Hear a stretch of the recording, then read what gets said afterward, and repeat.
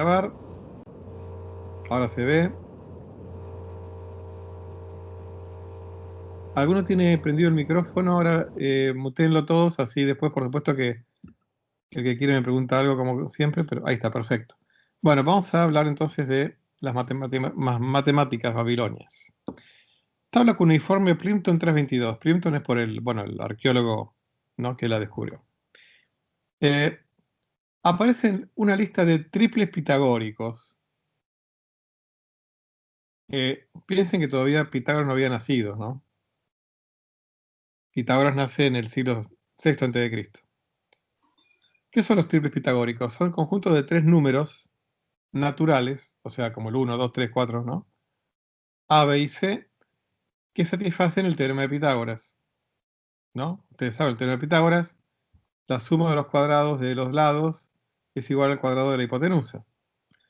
Entonces, los números pitagóricos son, los triples pitagóricos son tres números naturales que satisfacen esta igualdad, ¿no?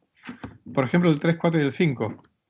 3 al cuadrado es igual a 9, 4 al cuadrado es igual a 16, 9 más 16 me da 25. 25 5 al cuadrado. El micrófono abierto, le pido que o apague el micrófono o que deje de... gracias. Muchas gracias. ¿Qué les iba a decir? Bueno, 25 es 5 al cuadrado. O sea que los números 3, 4 y 5 constituyen un triple pitagórico. Bueno, hay una tablilla, Babilonia, que tiene una lista de esos. ¿Para qué los usarían? Bueno, me imagino que para, no sé, construir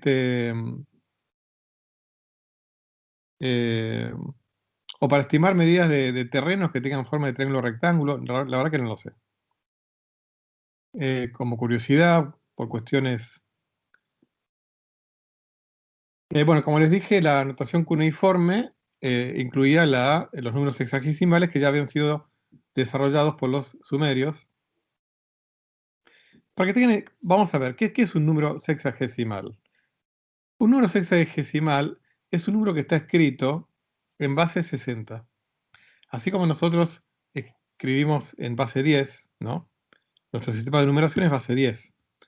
Bueno, el de los babilonios era base 60, aunque también tenían base 10 para algunas cosas. Ahora, si yo quiero escribir el número 2,5, ¿no? Utilizando, voy a hacer una especie de algo medio sucio, pero para que ustedes entiendan.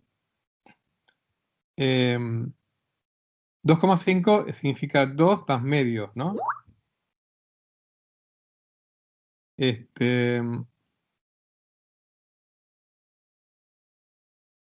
¿Cómo lo voy a escribir en notación sexagesimal?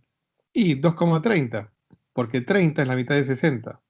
O sea, así como 5 es la mitad de 10, 30 es la mitad de 60. Entonces, si yo estuviera usando notación sexagesimal, bueno, el 2,5 lo escribiría 2,30.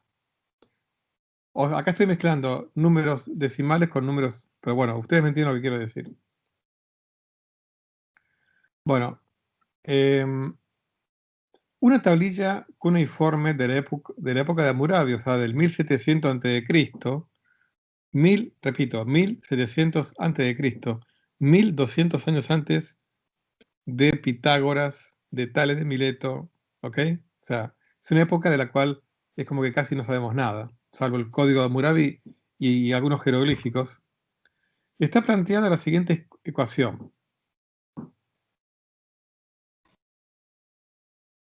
¿Qué número tal que, si le resto su recíproco, o sea, en relación a la base 60, o sea, ¿qué número tal que si le resto 60 dividido ese número me da 7?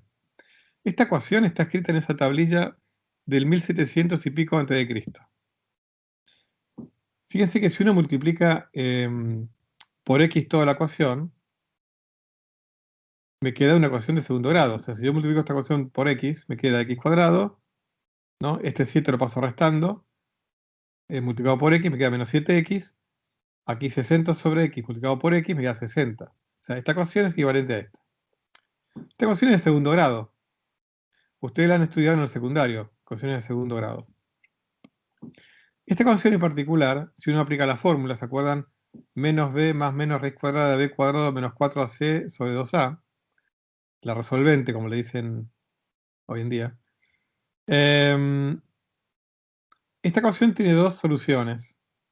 Una positiva y otra negativa. La positiva es el número 12. Y fíjense, si yo acá pongo 12, acá o acá es lo mismo.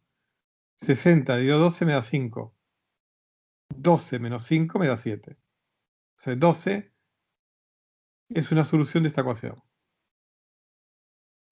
Ahora, en la tablilla se menciona solamente la solución x igual a 12. No la otra. ¿No?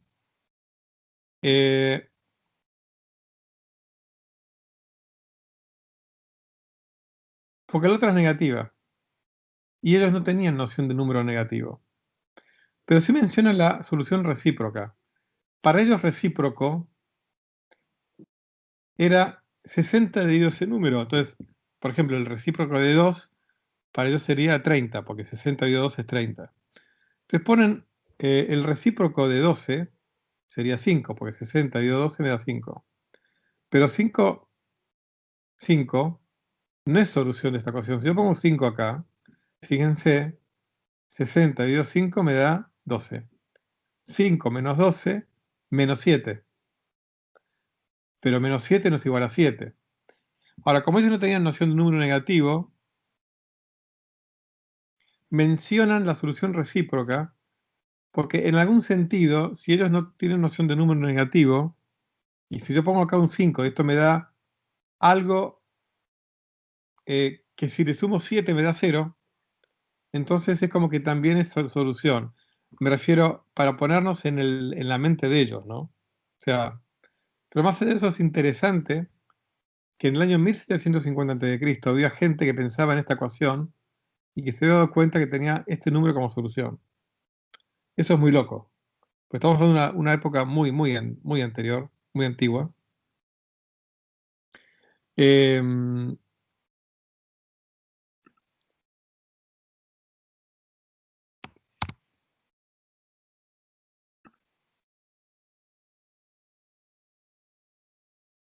y realmente no hubo prácticamente ningún avance en álgebra.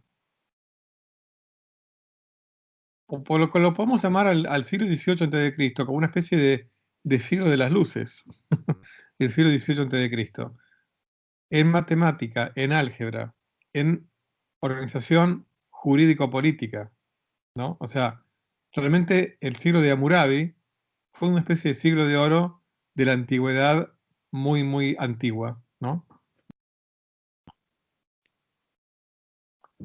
Este, bueno, en otro orden de cosas, como les dije, los babilonios manejaban muy bien el bronce, en general la metalurgia del bronce. Este, también el abatanado, que es, se agarra un tejido de lana y se pone jabones, y con mucha presión y frotamiento se hace encoger el tejido, bueno, y se hace un tejido compacto, ¿no? O sea, en lugar de, bueno, yo no soy experto en industria textil, pero es la diferencia entre un pullover con, de lana hecho con nudo grueso y una prenda con una tela, digamos, compacta, ¿no? Así que bueno, también desarrolló mucho toda la industria de los pigmentos, las pinturas, etcétera. Como les comenté, en el código Hammurabi también había,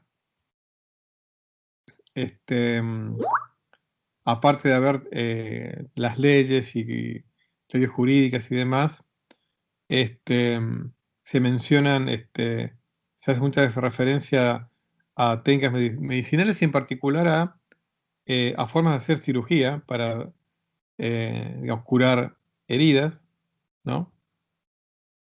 Y bueno, la farmacopea realmente incluye cientos de plantas diferentes, recetas diferentes con distintas propiedades medicinales. Así que es muy, Y es muy llamativo, ¿no?, que el código Hammurabi en todos sus aspectos. Como les comentaba, a nivel penal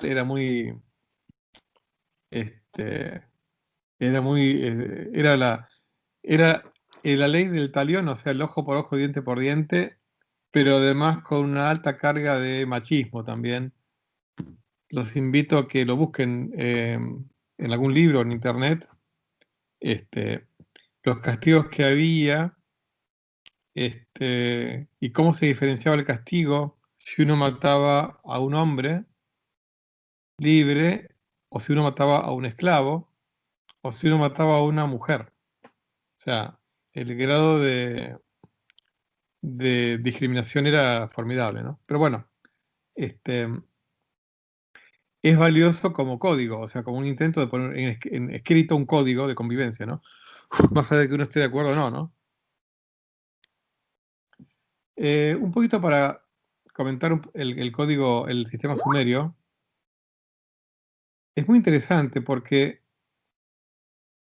utiliza, o sea, combinaciones de símbolos que tienen una especie de carácter multiplicativo. Fíjense, este símbolo es el número 1, ¿no? Este es el número 10. Y este, que es una especie de combinación entre el 1 y el 10, ¿no?, me da el 60.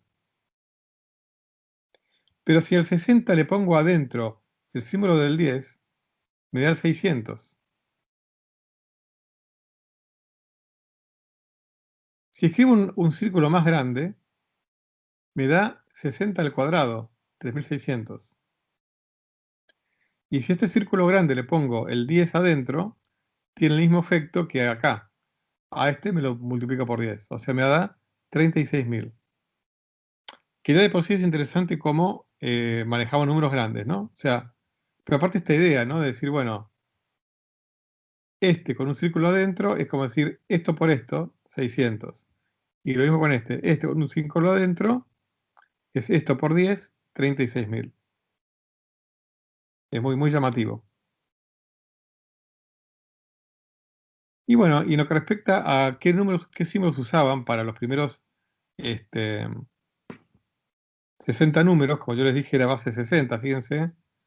Acá hay símbolos para el 60 y para el 10 y para el 1, ¿no? Pero los números intermedios, también para el 1, tenían el símbolo de esta especie de, uno puede pensarlo como una especie de flor o como, no sé, un palito con algo ahí acá arriba, ¿no?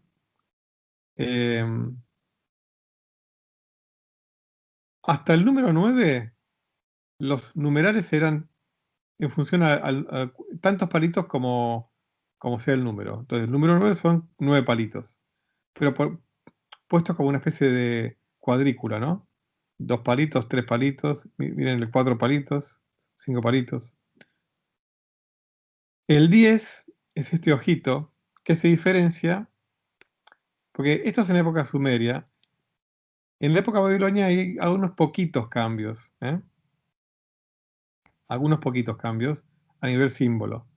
Luego esta combinación, acá es simplemente sumar lo que tengo. Acá tengo el 10 más 2 palitos, tengo el 12, o sea, no hay ningún misterio. El 20 son 2 ojos. Y así no hay ningún misterio de todo acá hasta llegar hasta el número 59, ¿no? Y luego para el 60 tengo todo esto que ya venía de la época de los sumerios. Ahora, hay una cosa interesante, porque por más que los babilonios no tenían un símbolo para el 0, les voy a comentar esto para que lo vean. Un sistema posicional como el nuestro, posicional significa que cada cifra vale, depende de en qué posición esté en el número.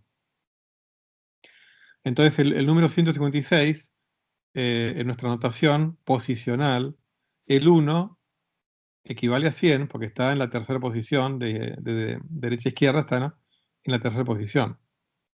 El 5 vale 50 porque está en la segunda posición y el 6 vale 6 porque está en la primera. O sea, 156 en realidad, si nosotros no tuviéramos un sistema posicional, para escribir 156 tendríamos que recurrir a símbolos que denoten el 100, el 10, y el 1 y poner tantos símbolos como necesite. Entonces, el 156, supongamos que nosotros tuviéramos un sistema decimal, pero no posicional.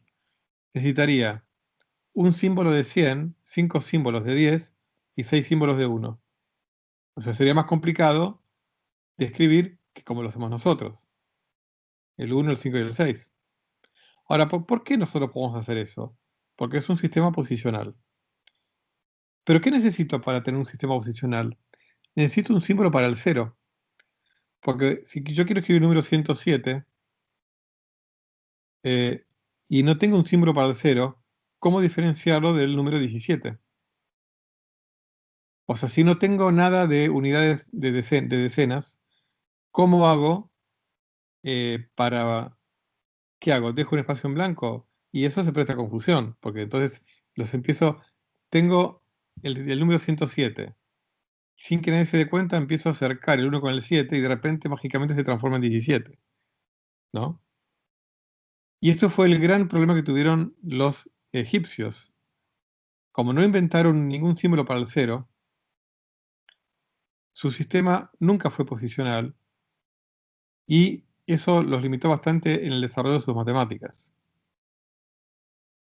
En cambio, los babilonios, aunque no inventaron el 0, de alguna manera utilizaron un mix de notación posicional, pero con potencias de 60 y no de 10 como nosotros, ¿no?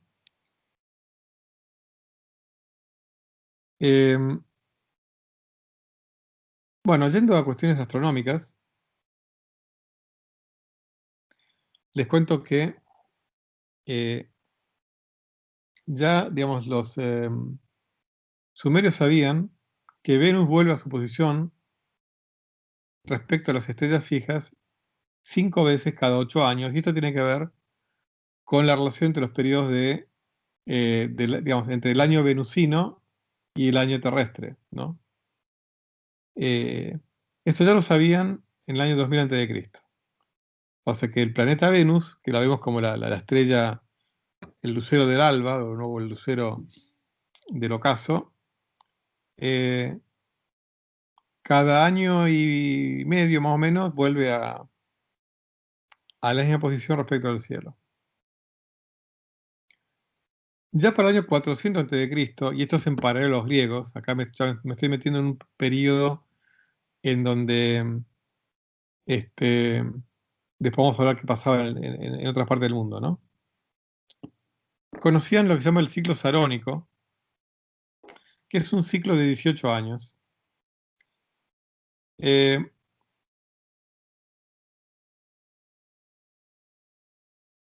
También se conoce como ciclo de Saros,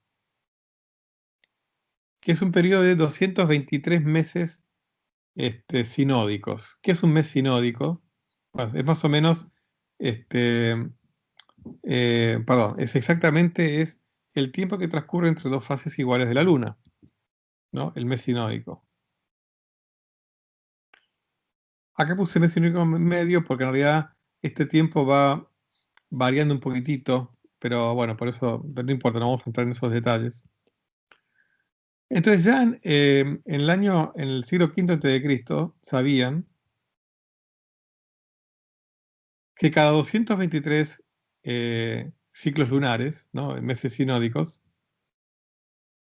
la Luna y la Tierra regresan más aproximadamente a la misma posición, con lo cual se repiten los eclipses, o se pueden repetir. O sea, los eclipses de Luna, digamos que se repiten. Ahora, el tema con los eclipses de Sol es que dependiendo de la orientación, ustedes saben, un eclipse de Sol tiene un recorrido que realmente la sombra traza una trayectoria muy finita sobre la superficie de la Tierra. Entonces ahí ya entra cuestiones de la rotación de la Tierra sobre sí misma, ¿no?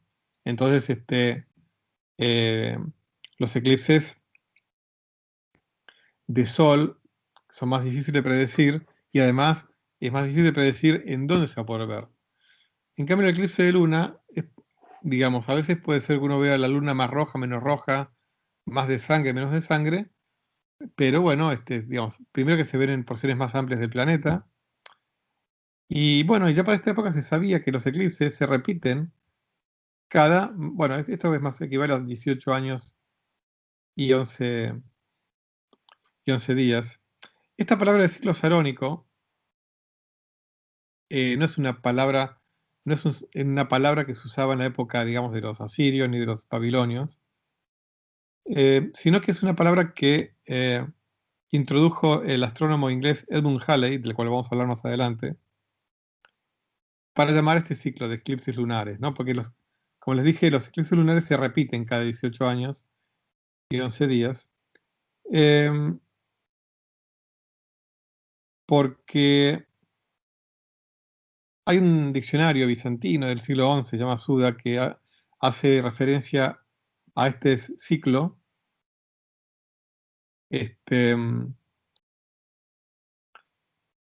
como Saros, pero que en realidad Saros es una palabra, digamos, caldea, que equivale a esto. Entonces, por eso es que Halley propuso llamarlo ciclo sarónico. Pero bueno, realmente es notable que ya en el 2000 a.C. hay tablas cuneiformes que hablan del ciclo del planeta Venus. Fíjense, esta es la tabla Mul-Apin, que es el periodo de Asirio, ¿no? de hegemonía asiria. Esta tabla es del año 687 a.C. Bueno, les comento que Mulapin significa, es una constelación del año que significa el arado. Es una palabra babilonia, ¿no? Se cree que está basada en un texto más antiguo, del año 1000 a.C. Pero más allá de todo, esto es una tablilla del 687.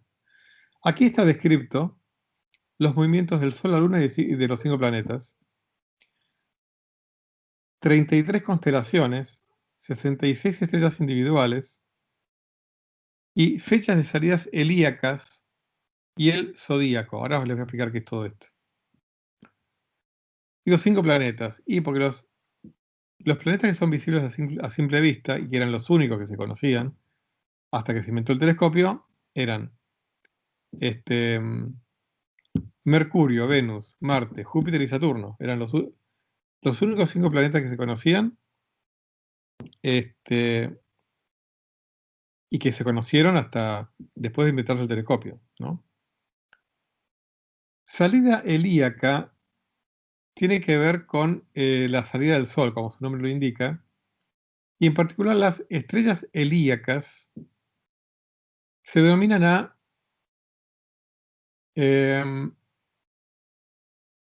la estrella más cercana que uno ve en el cielo la estrella más cercana al horizonte que uno ve en el cielo justo antes de que salga el Sol. Después, una vez que el Sol sale, no se ve más la estrella porque obviamente se hace de día. Pero estrella helíaca es eso. Entonces, como el Sol, vamos a ponernos en nuestra posición terrestre, ¿no? Es el Sol el que se mueve. Entonces, el Sol da una vuelta alrededor de la esfera celeste una vez por año. La trayectoria que recorre el Sol respecto de las estrellas se llama eclíptica.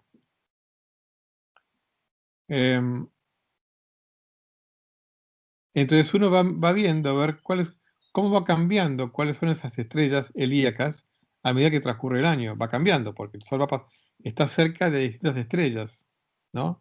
En distintos momentos del año. Y bueno, y ya con este conocimiento astronómico empieza a aparecer el zodíaco, ¿no? Ya cuando entramos en la época de Nabucodonosor, en la época del exilio judío, ¿no? Cuando los judíos son exiliados a Babilonia, lo que hasta entonces eran 18 constelaciones, es como que el camino del Sol se divide en 18 constelaciones, se reducen a 12, porque en el calendario babilonio el número de meses era de 12. Y a partir de ahí ya quedan definitivamente el zodíaco como tal, dividido en 12 constelaciones. Y es ahí donde nace la astrología tal cual la conocemos hoy en día. ¿Mm? Hay un texto de esta época, de la época de Nabucodonosor II, que se llama Texto Gu, que son una serie de tablillas donde habla de estas 12 constelaciones, la forma que tienen y demás. Pero bueno, es notable cómo se ha conservado, ¿no? la tablilla. Bueno, esto está en el Museo de Pérgamo en Berlín. Es la puerta de Ishtar, que fue llevada de Babilonia, digamos, a Berlín, ¿no? Por los alemanes. Es la original esta. Pero acá lo que realmente es el color original. Es increíble ver esto en persona. Y acá lo que se ve es una técnica que tenían los babilonios del vidriado con plomo coloreado, y usando también cobre acá, ¿ven? El cobre. Entonces, em, por ejemplo, un objeto de terracota, de arcilla, se cubre con polvo que tenga óxido de plomo y se mete en un horno muy caliente, 750 grados. Entonces, el silicio que hay en la arcilla de la terracota se fusiona con el óxido de plomo y entonces se forma una superficie vidriosa que puede tener distintos colores. Bueno, esto fue hecho con esa técnica. Siglo VII a.C., la época de Nabucodonosor. Muy bien. A ver, vamos a hacer una cosa porque avanzamos bien. Entonces, no, si me tienen unos minutos de paciencia, vamos a terminar con Egipto, que nos lleva poquito. Y después terminamos el video. Muy bien. Entremos en Egipto. O sea, vamos a hablar de lo que nos interesa, que es cuestiones de ciencia, matemática, ¿no? Como les dije, Egipto tenía un sistema no posicional. Estos eran los símbolos para el 1, un palo, para el 10 con una herradura, para el 100, bueno, anacrónicamente yo lo llamaría clave de Fa, pero no, es una especie de espiral abierta. El 1000 es una flor de loto, acá está el símbolo. El 10.000 es como un dedo. El 100.000, lo que sí los egipcios, que como ustedes saben, tenían sí mucha capacidad geométrica y matemática también. Lo que pasa es que lamentablemente no desarrollaron un sistema práctico, pero manejaban números muy grandes. El 100.000, una rana. El 1.000.000, un hombre adorando al dios. Y el 10.000.000, un sol. Por ejemplo, esto es un ejemplo, ¿no? Esto sería el número 1372. Necesito 2 palitos de 1, 7 herraduras de 10, 3 espirales estas y una flor de loto para hacer el 1372, ¿no? Acá estamos entonces en el 3000 antes de Cristo.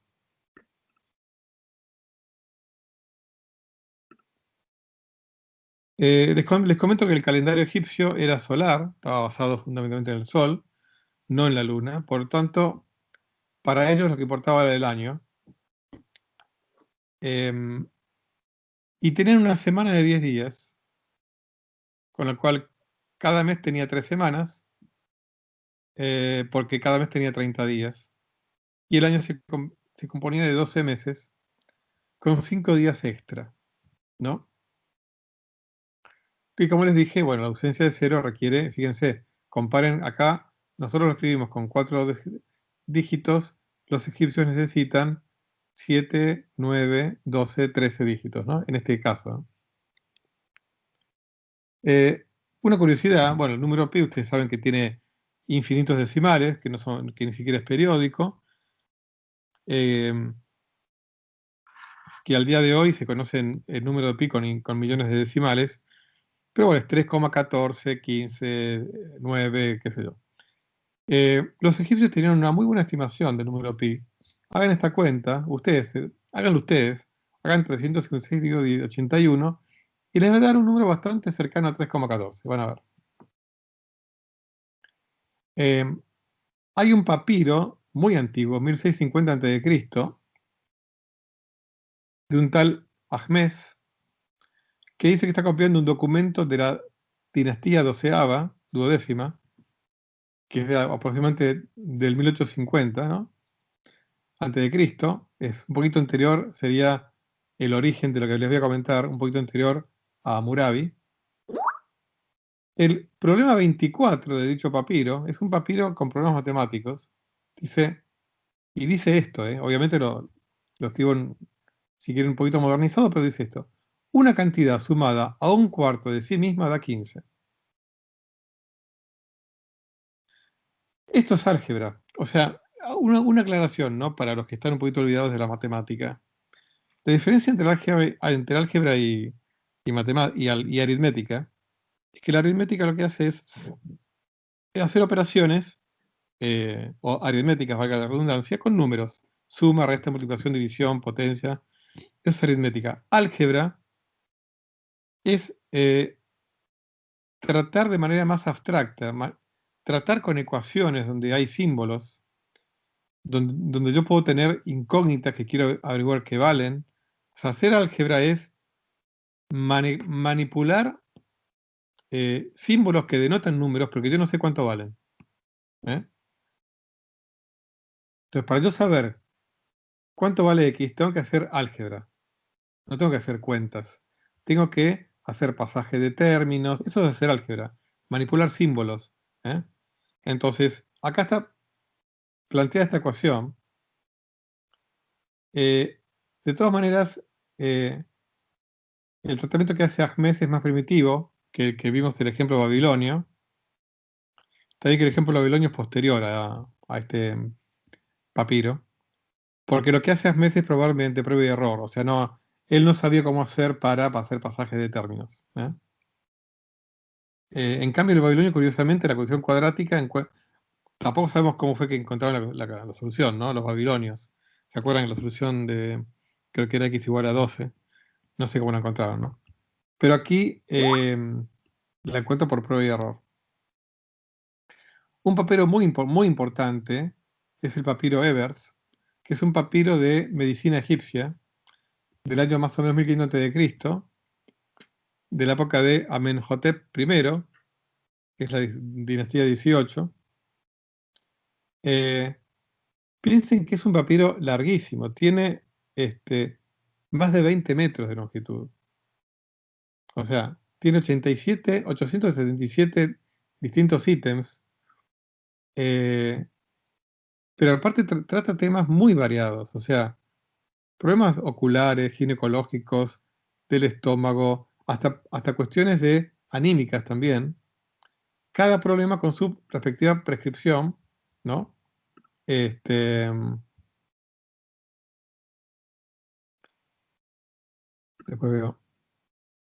Incluso, bueno, por este papiro y otros sabemos que la farmacopea egipcia incluía más de 700 sustancias, una cantidad enorme. Acá hay una lista de algunas de ellas: azafrán, loto, amapola, bueno, un montón de variedades realmente. Incluso también extraían sustancias de distintos insectos. eh. Otro papiro importante es el papiro Edwin Smith. Acá les puse un fragmento del papiro. Lo que tiene curioso del papiro que tiene tratamientos para heridas de guerra. Esto es del siglo XVI, por XV más o menos. Es más corto que el otro, que el Evers. Tiene poco más de 4 metros y medio de largo. Y se cree que fue escrito por distintos escribas. Entre otras cosas, analiza 48 casos de heridas de guerra. Y es interesante porque en esa época hacían incluso suturas cerebrales, desinfecciones de la meninge, ¿no? O sea, heridas, por ejemplo, de lanza o de algo, o de piedra que haya abierto el cráneo. Y en algunos casos cuentan de éxitos que han tenido. ¿eh? Aparte, viendo el papiro se ve que conocían, o sea, habían hecho disecciones del cuerpo humano, porque conocían el corazón, el hígado, digamos, un montón de órganos internos. Incluso conocían, o prescribían una forma de curar arrugas usando urea, que se extrae de la orina, ¿no? Que les cuento que hay cremas hoy en día hay cremas que utilizan esa sustancia. No sé cómo se hace hoy en día, ¿no? Pero bueno. Así bueno, para terminar esta última transparencia de hoy, em, porque ya empezamos con un tema distinto la clase que viene, en algún momento del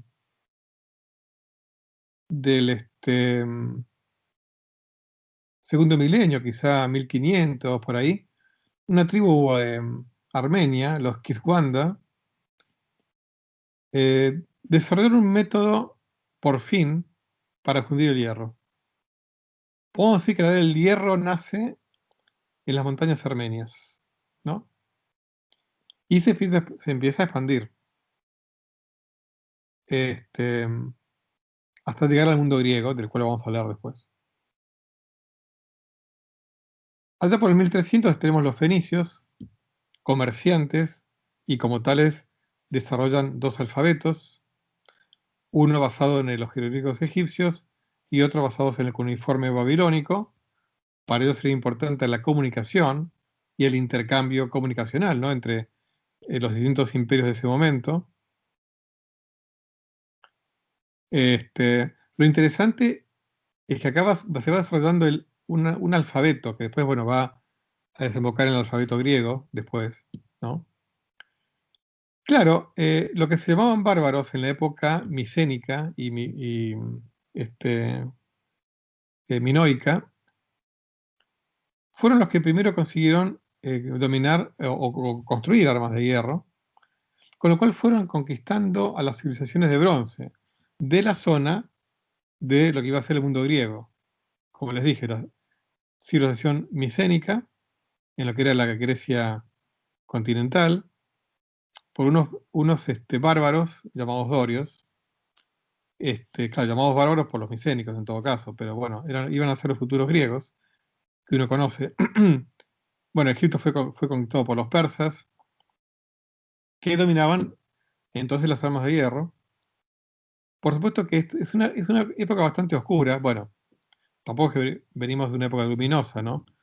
Digamos, pero digamos, no se sabe muy bien cómo fue el proceso de decadencia de la cultura micénica en la zona griega, ¿no?